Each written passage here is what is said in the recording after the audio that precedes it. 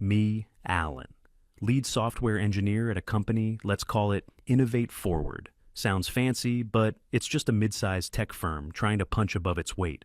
My job is to stare at complex problems until they make sense, then translate that sense into code that makes the company money. It's a good gig mostly. I get to build things. I like the logic, the clean finality of a problem solved. There's a satisfaction in it that you don't get from most things in life. I lead a small team of guys who are all smarter than me in their own ways, which is exactly how you want it. There's Idris, our senior systems architect. He's been in the game for over 20 years. He's seen it all, from the dot-com boom and bust to the rise of the cloud.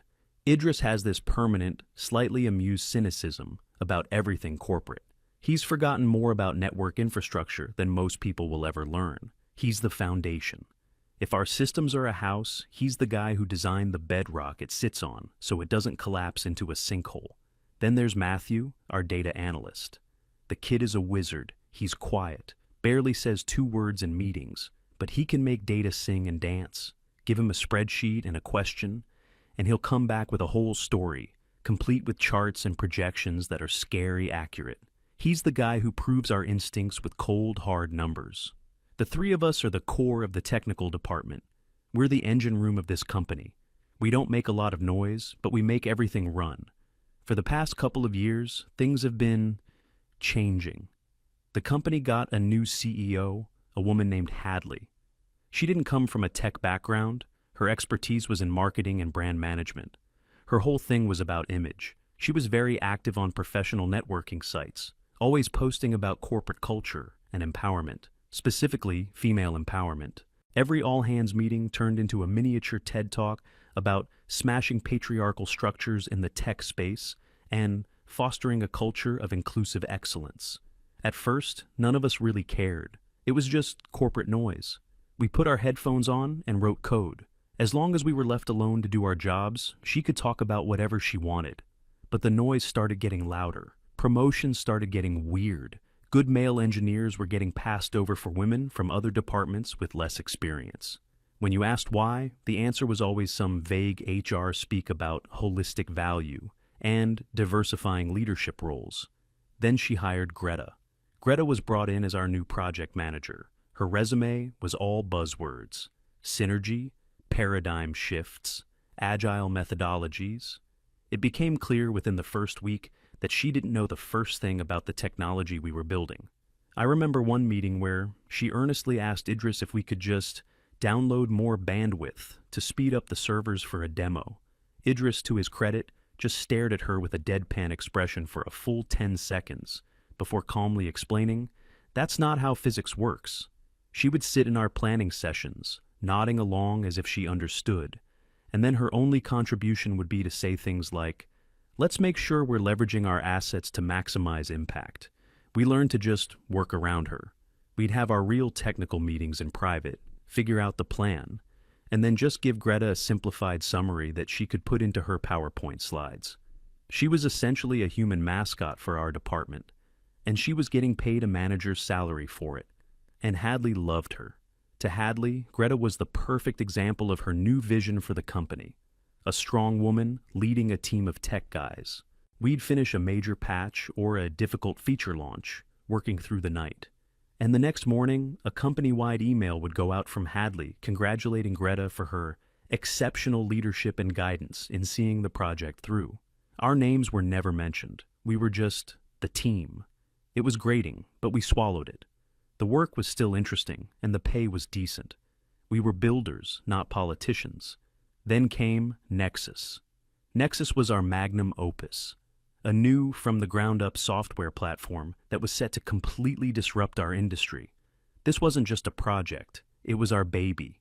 For the better part of a year, we lived and breathed Nexus. I designed the core application logic. Idris architected a brilliant, scalable cloud infrastructure to run it on, something that could handle millions of users without breaking a sweat. Matthew built the analytics engine from scratch, a beautiful piece of work that could process vast amounts of data in real time. We poured everything we had into it. 16-hour days became the norm. Weekends ceased to exist. Our diets consisted of coffee, energy drinks, and whatever food could be delivered to the office. We argued, we debated, we rewrote entire sections of code at 3 a.m. because we found a better way to do it. It was the most challenging and rewarding work of our careers, and it paid off. We launched Nexus, and it was a monumental success. It worked flawlessly. Clients were ecstatic. The industry press started writing articles about us. Our little company was suddenly a major player. A few months after the launch, the news came down. Innovate Forward was nominated for the Innovation of the Year award, the biggest honor in our field. It was because of Nexus. For the first time in a long time, there was a real buzz of excitement in the office. This was it. This was the recognition for all that sacrifice. Hadley announced that the company would be buying a table at the awards gala, a fancy black tie event in a downtown hotel. We were all invited, Idris, Matthew, and I. Even we felt a sense of pride. Maybe this time, the people who actually built the thing would get a nod. The night of the gala arrives. We're all in rented tuxedos, feeling incredibly out of place among the sea of executives and venture capitalists. The ballroom is huge, chandeliers everywhere, waiters gliding around with trays of champagne. We make small talk at our table. Hadley is in her element, networking, laughing loudly, making sure everyone sees her. Greta is by her side, nodding at everything she says. We just want to get to the main event. Finally, after what feels like an eternity of boring speeches, they get to our category. The presenter, some tech celebrity, reads off the list of nominees. Our company's name is last. He opens the envelope, a dramatic pause. And the winner is Innovate Forward for Nexus. Our table erupts. People are clapping, cheering. I feel a genuine surge of joy. We did it. Hadley walks gracefully to the stage, looking like she was born for this moment. She accepts the heavy glass trophy and steps up to the microphone. She starts with the usual thank yous to the awards committee. Standard stuff. We're all watching the big screens, waiting. Then she pivots. You know, she says, her voice ringing with passion, when I took over this company, I had a vision. A vision to prove that the tech world, so long dominated by a certain way of thinking, was ready for a change. A murmur of approval ripples through the crowd. This award isn't just for a piece of software. This is a testament to what can be achieved when female leadership is empowered to lead from the front. My smile starts to feel a little stiff. Nexus was born from a different perspective. It was born from collaboration, from empathy, from the kind of intuitive design that can only flourish in a supportive, inclusive environment, free from the constraints of traditional, rigid hierarchies. I glance at Idris. His face is completely blank, but his eyes are like steel. He knows where this is going. Hadley continues, her voice swelling. This success would have been impossible without the brilliant women at Innovate Forward who are redefining what it means to be a leader in technology. Women who are smashing the glass ceiling with every project they touch. She holds up the award. And I have to give a very special thank you to the visionary who guided this project from conception to completion. Her tireless dedication and brilliant oversight were the driving force behind Nexus. Please give a round of applause for our phenomenal project manager, Greta. The spotlight swings over to our table and lands on Greta. She stands up and does this little, practiced, humble wave as the room applauds. My stomach feels like it's full of lead. It felt like a physical blow. Hadley mentions a few other women by name, from the marketing and sales departments, people who wrote press releases and made sales calls. Not a single mention of the engineers who actually created the product. Not a word about the architecture. Not a word about the code. Not a word about the data models. She doesn't mention Alan, Idris, or Matthew. In the official story of Nexus, we didn't exist. We were just part of the traditional rigid hierarchy that she had overcome. The speech ends. More applause. Hadley walks back to the table, beaming, holding the trophy like it's her firstborn child. "Isn't this wonderful?" she gushes to the table. I can't even make eye contact. I just stare at my water glass. The rest of the evening is a blur. People come by the table to offer congratulations. They all shake Hadley's hand. They all congratulate Greta. A couple of them nod vaguely in our direction, assuming we're just some junior code monkeys along for the ride. We are ghosts at our own celebration. The first thing I do when I get home is take off the stupid bow tie and throw it in the trash. I just stand in my apartment in silence. The feeling isn't just anger, It's a deep, profound sense of erasure, like someone just took a giant eraser and wiped our work, our effort, our existence right off the page. The next morning at the office is even more surreal. It feels like we've stepped into a propaganda film. There are new posters on the walls, big glossy photos of Hadley holding the award, with quotes from her speech in bold letters. Female leadership driving innovation. An email has already gone out to the entire company with a link to a blog post she wrote overnight. It's titled, "How We Replace the Old Boys Club with a Sisterhood of Success." It's a work of fiction. It paints a picture of her and Greta as a dynamic duo, brainstorming brilliant ideas while the faceless, nameless tech team simply executed their vision. It was the most insulting, dishonest thing I've ever read. I walk over to the tech department. Idris is at his desk, staring at his monitors, not saying a word. Matthew is there too, clicking away at his keyboard with a controlled fury. The air is thick with unspoken rage.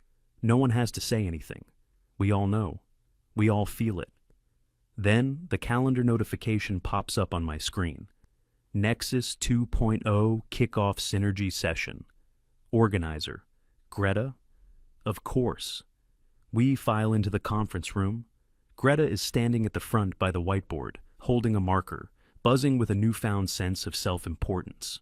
"Okay, team," she says, her voice overly cheerful. "What a night. The energy is just incredible. Now, we can't rest on our laurels. We need to channel this amazing momentum into Nexus 2.0. She starts drawing on the whiteboard. It's a mess of circles and arrows, labeled with words like synergize, actualize, and future forward. It's meaningless. It's corporate art therapy. Hadley and I have been envisioning the next phase, she continues. We're thinking bigger, more disruptive. We need to operationalize our success and leverage our core competencies to create a new paradigm. I just stare at her. She's not just a mascot anymore. She actually believes she's the one in charge. She believes the story Hadley told on stage. Idris, who had been silent until now, speaks up. His voice is calm, almost dangerously so. "Greta," he says, "the current server architecture is running at 85% capacity. For the features you're vaguely suggesting, we'd need to completely re-engineer the data pipeline to handle the projected load. Have you given any thought to the specifics of that?" It's a simple, direct, technical question. Greta just blinks. You can see the panic in her eyes for a split second before the corporate mask slides back into place. "Right," she says, waving her hand dismissively. "Let's not get bogged down in the granular details right now, Idris. We're in the blue sky thinking phase. Let's focus on the what, not the how." That was it. That was the moment. The how was our job. The how was the part that took a year of our lives. And to her, it was just a granular detail, an afterthought.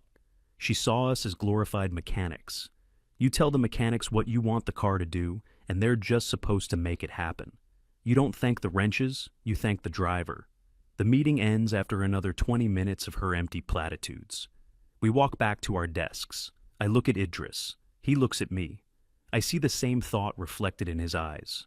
We are done being wrenches. A few hours later, a message pops up in our private group chat. It's from Idris. It's not a long message, just 2 words and a time. The pub, 6 p.m., I reply instantly. "I'm there." Matthew's reply comes a second later. "Me too." There's no more discussion to be had, no more venting. The time for that is over. Now it's time to plan. I arrive at the pub a few minutes before 6. It's a dive bar near the office, dark and quiet. The kind of place where you can have a real conversation without being overheard. Idris is already there, sitting in a booth in the back corner with a beer in front of him. He doesn't look angry anymore. He just looks tired, but resolved. I slide into the booth across from him. We don't say anything for a minute. The bartender comes over. I order a beer. Matthew arrives just as my drink does. He sits down next to me, puts his backpack on the seat. We sit in silence, the 3 of us. The architects of a multi-million-dollar product, sitting in a sticky booth, feeling like we'd just been robbed in broad daylight. Idris finally breaks the silence. "So," he says, taking a slow sip of his beer, "she really did it. Stood up there and told the whole world she and that empty suit built our engine." I just nod. The blog post was worse. She basically called us the old boys club that she had to overcome. Matthew, who has been staring into his glass of water, finally speaks. His voice is low and tight. "It's a flawed narrative," he says, "a narrative not supported by the data." He reaches into his backpack and pulls out his work laptop. Idris raises an eyebrow. "Bringing your work to the bar, Matt? That's new?" "This isn't work," Matthew says, flipping the laptop open. "This is an audit." He turns the screen towards us. It's covered in spreadsheets and graphs, but I can understand them. He's been busy. "I ran the numbers," he says, pointing to the first chart. "This is a breakdown of code commits to the Nexus repository over the last 12 months. As you can see, 95.7% of all accepted code was written by the three of us." He switches to another tab. "This is a performance analysis of all major company projects over the last 2 years, correlated with the project leads. The projects led by our department have generated 82% of the company's net profit. The projects led by Greta have a net return of negative 16%, after accounting for salaries and resources." He keeps going, chart after chart, data point after data point. He's quantified our value. He's quantified our contribution. And he's quantified the dead weight we've been forced to carry. It's all there in black and white, cold, undeniable facts. We are not just part of the company. In every measurable way, we are the company's value. Everything else is just packaging. Matthew closes the laptop. "The data is clear," he says quietly. "Our contributions are being systematically undervalued and reappropriated." Idris lets out a long, slow breath. He looks at me, then at Matthew. A slow grin spreads across his face. It's not a happy grin. It's sharp. "Well, well, well," Idris says. "It seems we have a bit of leverage." And that's when everything changed. We weren't just 3 angry guys in a bar anymore. We were 3 strategic assets with a plan. The plan we hatched in that bar wasn't born from a single flash of brilliance. It was more like assembling a piece of machinery. Each of us added a critical component. Idris, the veteran, provided the strategy. He laid it out for us. Quitting was easy. Anyone could quit. But if we just walked out one by one, they would control the story. They'd paint us as disgruntled, difficult employees. They'd manage our departures, hire replacements, and the machine would keep churning. He said our move couldn't be a complaint. It had to be a statement of value, delivered at the moment of maximum operational impact. That's when my eyes lit up. The big client presentation for Nexus 2.0. It was in 2 weeks. It wasn't just a sales pitch. It was a deep dive technical demonstration for their entire engineering leadership. The client was our company's white whale, a massive enterprise account that would secure our financial future for the next decade. Losing that contract wouldn't just be bad, it would be catastrophic. That was our moment, the point of maximum leverage. Matthew provided the tactical advantage. He said our resignations needed to be clean and professional. No angry letters, no dramatic confrontations. Just a simple 2-sentence email sent simultaneously. He said we should also prepare our documentation, but not just any documentation. It had to be maliciously compliant. Every line of code would be commented, every function described, every API endpoint documented. On paper, it would look perfect, professional, thorough. But it would be documentation without context. It would explain the what, but not the why. It wouldn't contain the years of institutional knowledge, the dead ends we explored, the reasons why we chose one algorithm over another. It would be a perfect detail map of a country, given to someone who doesn't know how to read.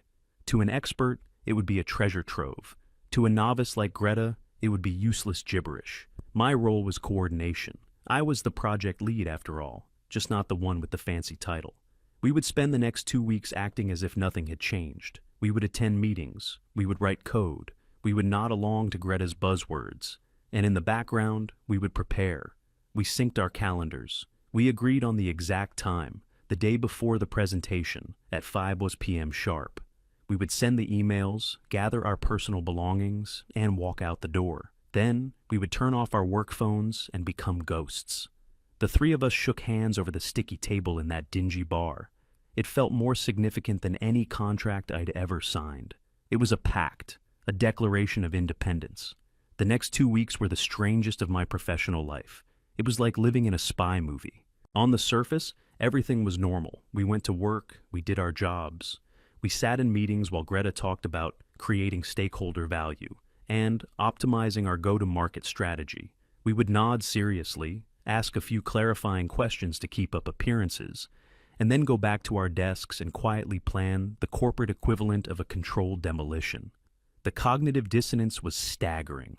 I remember one afternoon, Hadley called an impromptu all-hands meeting in the main conference room. She stood at the front, glowing with pride, and gave a speech about the new culture of trust and transparency she was building. She talked about how important it was for everyone to feel valued. I stood at the back of the room, next to Idris, and it took every ounce of my self-control not to laugh out loud. Valued. She used that word, after she had publicly erased our existence. Meanwhile, the real work was happening in the shadows. We used our lunch breaks to take calls from recruiters. It turns out that when you're the lead engineer on an award-winning product, people want to talk to you. I'd be sitting in my car in the parking garage, walking a recruiter from a rival company through my resume, while watching Hadley and Greta walk back from their 2-hour lunch at some fancy restaurant. Idris had it easier. He had a network of contacts built up over 2 decades. He made a few calls, and offers started materializing. Matthew was methodical. He updated his profiles on all the job sites with keywords from the Nexus project, and his inbox exploded. We were all lining up our parachutes before we jumped out of the plane. We built a shared encrypted document where we tracked our progress. Offers received, contracts reviewed. We were coordinating our escape. There was a close call one day. I was on a call with a recruiter from a major tech giant, hidden away in a small, unused office. The offer was good, really good. Better pay, a bigger team, more interesting problems. I was just getting into the details when the door creaked open. It was Greta. My blood ran cold. I quickly ended the call, stammering something about a personal matter. She looked at me with suspicion. "Everything okay, Alan? You've been away from your desk for a while. We need to stay focused for the big presentation." I just nodded, my heart pounding. "Of course, just dealing with something. I'm all focused." She didn't press it, but the look she gave me was unsettling. For a moment, I thought the whole thing was about to unravel. By the end of the second week, we were all set. We had all accepted new positions at different companies.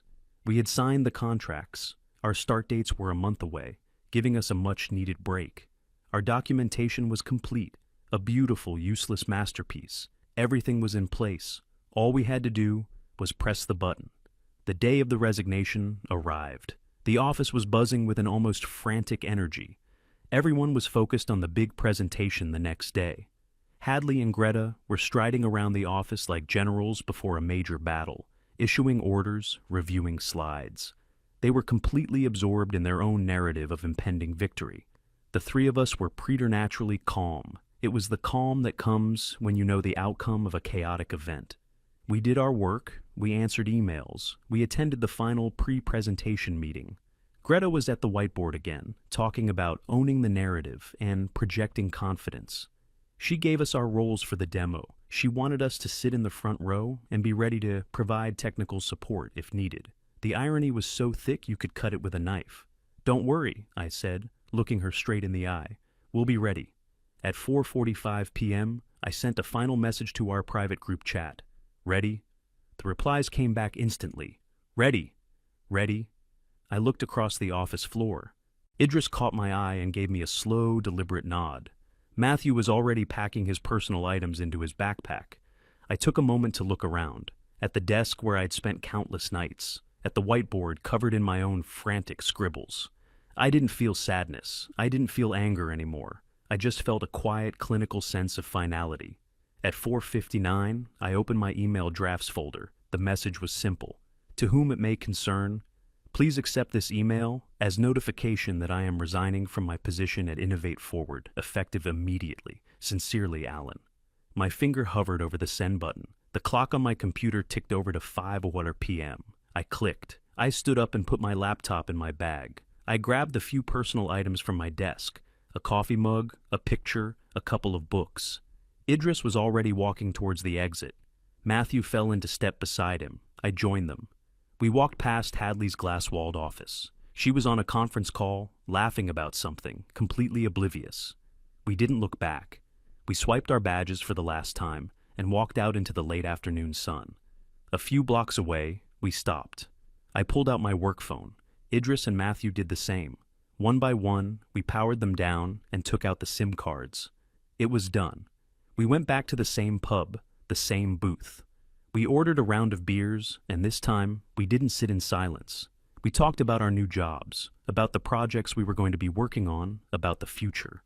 For the first time in months, we weren't just complaining. We were building again. Of course, we couldn't know for sure what was happening back at the office, but we could imagine. We pictured Hadley finishing her call, checking her email, seeing the first resignation, a frown, an annoyance, seeing the second one, from Idris. The frown deepens into confusion. This is strange. Seeing the third one, from Matthew. The confusion turning to shock. Then, to disbelief. This has to be a joke, a coordinated prank. Then the slow, dawning horror as she realizes it's real. We pictured her frantic calls to our work phones, going straight to voicemail. The calls to our personal numbers, which she didn't have. The panic spreading. Her storming out of her office, demanding to know where we are, only to be told we were seen leaving. The emergency meeting she would have called with Greta. The initial bluster and rage. How dare they? This is unprofessional. This is sabotage. The eventual terrifying realization that the people who built, understood, and were supposed to present Nexus 2.0 tomorrow were gone. The next day we met for breakfast. We didn't talk much about work. We were trying to decompress, but around 10 a.m., the time the big client meeting was scheduled to start, we all fell silent. We all knew what was likely happening in that conference room across town. Greta, standing at the front of the room, sweating under the expensive lights. Her PowerPoint slides, full of beautiful graphics and marketing nonsense. Her confident, practiced opening. And then, the first question from the client's chief technology officer. A simple, direct question. Something like, "Your new platform boasts real-time data processing. Can you walk us through the concurrency model and how you've addressed potential race conditions in the core architecture?" We could just picture the look on Greta's face, the blank stare, the desperate search for a buzzword to save her. Well, our model is very robust and leverages a synergistic approach to data integrity. And the follow-up question from the client's lead engineer. "Okay, but are you using optimistic locking, a multi-version concurrency control system?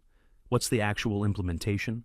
We imagined her fumbling, deflecting, trying to pivot back to her talking points about customer value. We imagined the growing looks of confusion, then annoyance on the faces of the client's technical team. They weren't there to hear a sales pitch. They were there to inspect the engine, and the person presenting to them didn't know how to open the hood.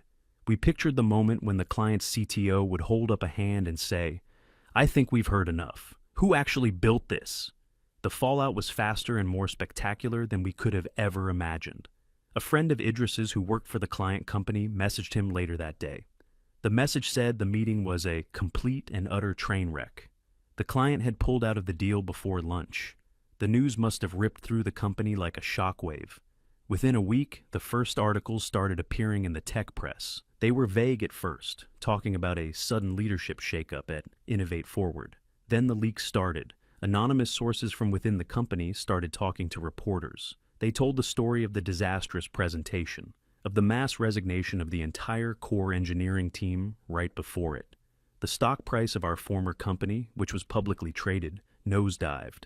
Then came the Glassdoor reviews, a flood of them.